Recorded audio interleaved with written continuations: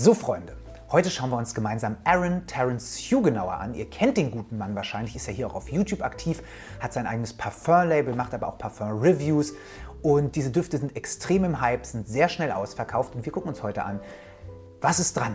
Lohnt sich das? Sind das wirklich so tolle Düfte? Wie nischig sind die eigentlich? Oder kann man das geflissentlich ignorieren und lässt das die anderen kaufen? Das schauen wir uns jetzt an und damit sage ich herzlich willkommen zu diesem neuen Video.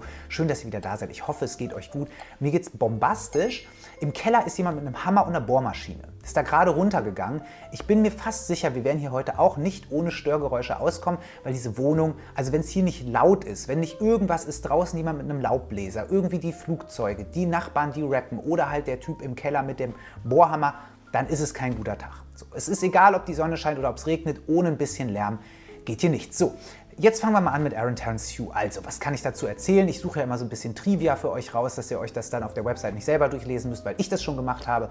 In dem Fall findet man gar nicht so viel. Ja, der hält sein Privatleben so ein bisschen unter Verschluss. Das ist ja auch in Ordnung, kann ich ja auch verstehen. Man weiß, kommt aus Cornwall, ist auf einer Blumenfarm aufgewachsen und seit Kindheitstagen, das schreibt er zumindest über sich selbst, ist er halt Fan von Düften.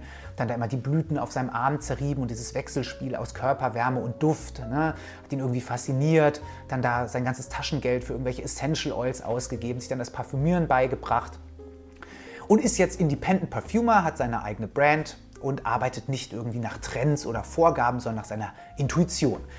Und was noch ganz wichtig ist zu wissen, ist einerseits, dass er sehr ethisch korrekt arbeitet, also verkauft jetzt nicht in Länder, wo Tierversuche erlaubt sind und außer irgendwie gefundener Ambergris oder so werden auch keine tierischen Bestandteile verarbeitet.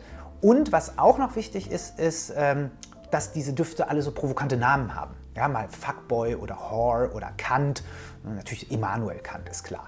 Und alle 35% Parfümölanteil, also relativ dolle. Und warum ich die eigentlich in meinen Videos bis jetzt noch nie gezeigt habe, ist ganz einfach. Die Verfügbarkeit ist so super schlecht. Also es gibt die halt einmal im Quartal irgendwie auch bei Woodburg. Mittlerweile in Deutschland ist der einzige Laden, der die hat. Ansonsten alles klar. Ansonsten, habe ich richtig zusammengezuckt, ne? Ist aber auch kein schönes Geräusch. Ansonsten kriegt man die natürlich bei ihm selber.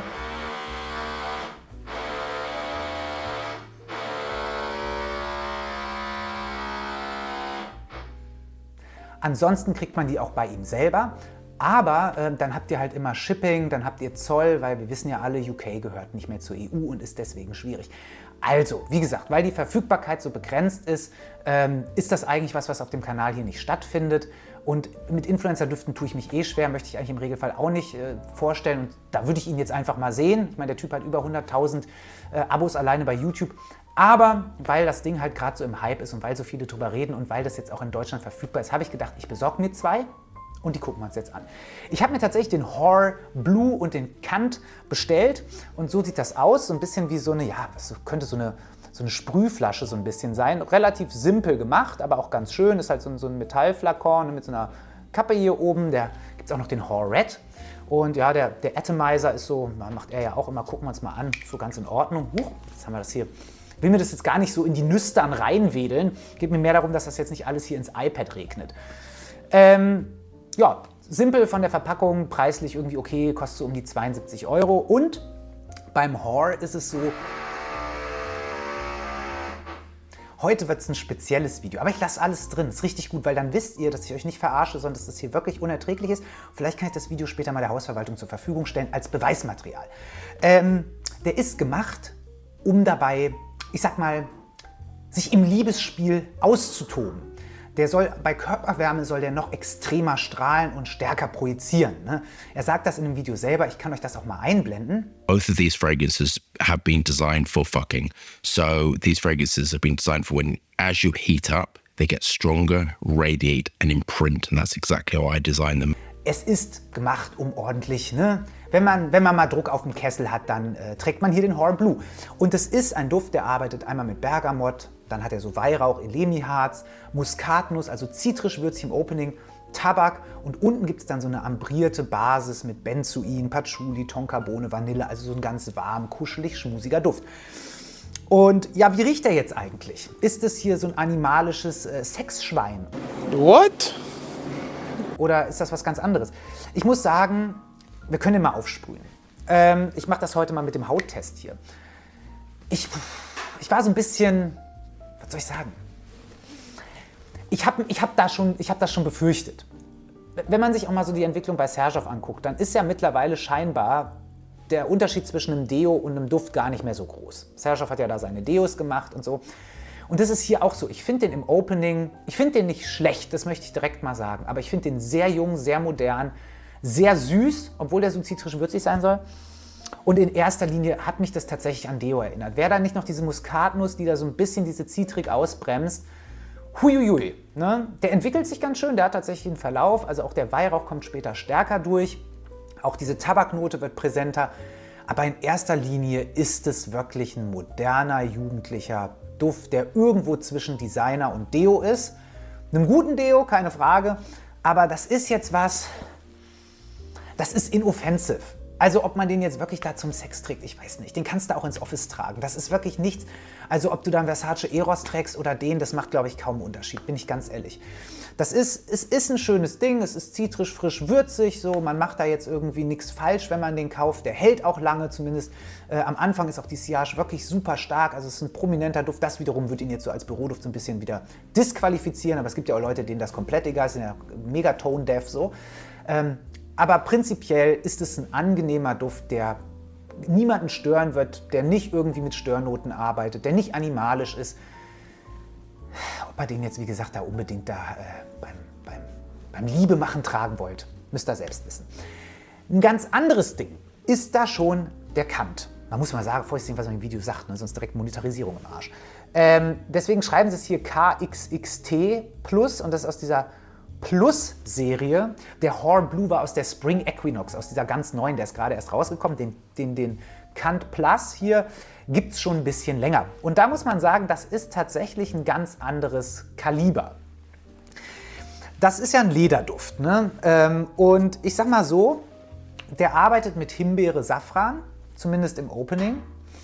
Mit Jasmin und Iris im Herzen, dass man jetzt sagen könnte, okay, das ist ein bisschen süß, blumig, pudrig sein. Und dann in der Herznote gibt es ganz viele so, ich sag mal, Buzzword-Noten. Da haben wir Leder, Kokain, Tabak, Ambra, Oud, Patchouli, Pheromone, Rauch, Tonkin-Moschus, zweimal Weihrauch, einmal Weihrauch und Weihrauch CO2 und Zedernholz. Und ich sag euch eins, das Teil hat mich überrascht. Der ist gar nicht süß. Und gerade bei so einer Safran-Himbeer-Kombi hätte ich das jetzt erwartet. Ich hätte gedacht, das ist so ein Tuscan-Leather-Ding oder so ein Vidian London, Oud, Himbeer, Safran, irgendwie nur ohne Rose. Nee, das Ding, also das ist Turbosynthetik. Das ist wirklich, also insgesamt sind diese Düfte super synthetisch, was mich so ein bisschen wundert, weil er ja eigentlich sagt, er ist da mit den natürlichen Ölen groß geworden. Aber der Kant ist, also das ist eine Techno-Party auf der Haut. Und ich sage das wirklich, also ich bin vorsichtig mit sowas. Es gibt ja oft Leute, die sagen, hier ein Clubduft und so. Das ist wirklich, wer schon mal im Club war, also in einem richtigen, hier zum Beispiel in Hamburg gab es den Wagenbau, ist mittlerweile abgerissen, weil die da irgend so eine hässliche Eisenbahnbrücke bauen müssen. Und wirklich, wenn du da reingekommen bist, da roch's nach allem. Ne? Da roch's irgendwie nach Kippe, nach Schweiß, da roch's aber halt auch echt, da haben sich die Leute auch böse Ampfe reingeschossen und sowas. Und das riechst du halt. Das hat so einen ganz speziellen, metallischen, ja eigentlich eher unangenehmen chemischen Geruch. Und das ist hier tatsächlich mit drin. Ich muss sagen, ich bin nicht mal sicher, ob ich den Duft schön finde. Der ist super eiskalt, knallhart, unsüß, brutal. Und der weckt ganz viele negative Assoziationen, aber ich bin mir wirklich unsicher. Ich finde den irgendwo faszinierend, aber ich könnte euch nicht sagen, ob ich den schön finde. Weil der hat einfach, also Pheromone, klar, ist Quatsch, aber mit diesem Tonkin-Moschus und diesen Pheromonen, das sind ja meistens so animalische Noten, unter dieser Kokainnote, ich nenne das jetzt einfach mal so, also kann an der Stelle nur sagen, ich habe das Zeug selber nicht genommen, aber ich weiß, wie es in diesem Club roch, ne? Also was da, also diese Clubluft, das hat sehr, sehr, sehr viel davon, so. Und es riecht wirklich chemisch, das riecht wirklich böse. Das kommt natürlich auch durch den Safran, der hier wirklich auch unsüß eingesetzt ist und fast nur diese medizinische Note mit sich bringt. Finde ich aber zumindest mutig. Also wo der Hoar Blue für mich halt, wie gesagt, eigentlich so ein Designer-Deo-Duft ist hier der Kant. Also, boah, das ist schon ein ganz anderes Kaliber. Also wenn ihr mal Bock auf einen Lederduft habt, der wirklich anders riecht als andere Lederdüfte, ne? Klar ist der ledrig und klar ist der in der Basis auch, wird die übliche Fixativbasis aus irgendwelchen Ambroxan-Geschichten sein, ne? Weil der hält halt wirklich auch eine Dusche stand. der hat irgendwas. Ob euch das anzieht oder ob euch das eher abstößt, müsst ihr dann selber entscheiden. Das Gute ist ja, selbst wenn diese Drops und so alle sehr limitiert sind, mittlerweile gibt es die auch im Zug bei Parfumo relativ einfach zu bekommen und auch nicht mehr zu diesen Mondpreisen, wie das früher der Fall war. Ne? Also da ist ein bisschen was passiert. Also die Verfügbarkeit ist immer noch nicht gut, aber besser. Und ich kann euch nur sagen, also beim Cannes Plus, dem könnt ihr mal eine Chance geben, wenn ihr auf sowas Bock habt und wenn ihr euch von solchen chemischen Noten nicht abschrecken lasst, wenn das was für euch ist.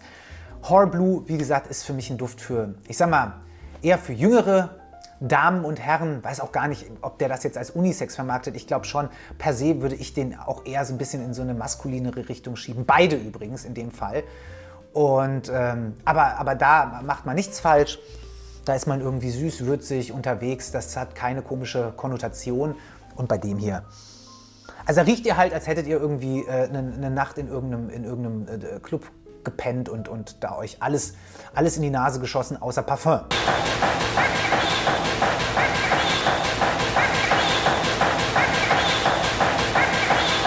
So, das dazu an der Stelle. Jetzt ein abschließendes Fazit. Lohnt sich der Hype? Ich kann das jetzt anhand dieser 2 Düfte vielleicht noch nicht irgendwie aufs große Ganze abstrahieren. Der Typ hat ja nicht nur 1000 Düfte, sondern die werden ja auch dauernd reformuliert und neu gemacht. Dann gibt es irgendwie eine 2023er und eine 2024er Version. Ich kann nur so viel sagen. Wenn ihr da rankommt und Lust habt, dem mal eine Chance zu geben, könnt ihr das ausprobieren. Ich fand die jetzt nicht schlecht gemacht. Die sind handwerklich gut gemacht, die sind sehr synthetisch, die haben eine stabile Performance. Wer das sucht, der wird damit bestimmt glücklich. Wenn ihr jetzt einen fein auflösenden Duft sucht, irgendwas wirklich Nischiges, irgendwas, was natürlicher riecht, wo man irgendwie das Gefühl hat, also während vielleicht so ein anderer Duft so eine feine Komposition ist, so ein bisschen wie so eine klassische Symphonie, sind das hier ziemliche 146 BPM Techno-Banger. Ne? Also die sind auf Hochglanz poliert, die schallern, aber die lassen so ein bisschen die feinen Nuancen und so ein bisschen das Detaillierte, das feine, Schöne vermissen. Das sind ganz schöne Dampfhammer, zumindest die beiden jetzt. Wenn ihr Erfahrungen mit diesen Aaron Terence Hugh Düften habt und da mir widersprecht oder andere Düfte vielleicht auf euch ganz anders gewirkt haben, schreibt mir das gerne mal in die Kommentare. Lob und Kritik natürlich auch immer. Ich freue mich da auf die Diskussion. Sagt mir insgesamt mal, ob es eine Marke ist, die euch interessiert oder ob ihr sagt, nee, das hat mich von Anfang an nicht gejuckt, so, das brauche ich auch nicht. Würde ich gerne einfach wissen, schreibt es mal unten rein. Ansonsten, wenn euch das Video trotzdem gefallen hat, was ich natürlich wie immer sehr hoffe, dann lasst doch gerne ein Like und ein Abo da, das ist toll. Und ansonsten guckt gerne, was wir noch auf dem Kanal gemacht haben. Schaut euch um, folgt uns auf Parfumo, wenn ihr das noch nicht macht. Und dann würde ich sagen, sehen wir uns einfach im nächsten Video wieder. Bis dahin wünsche ich euch alles Liebe, alles Gute und tschüss.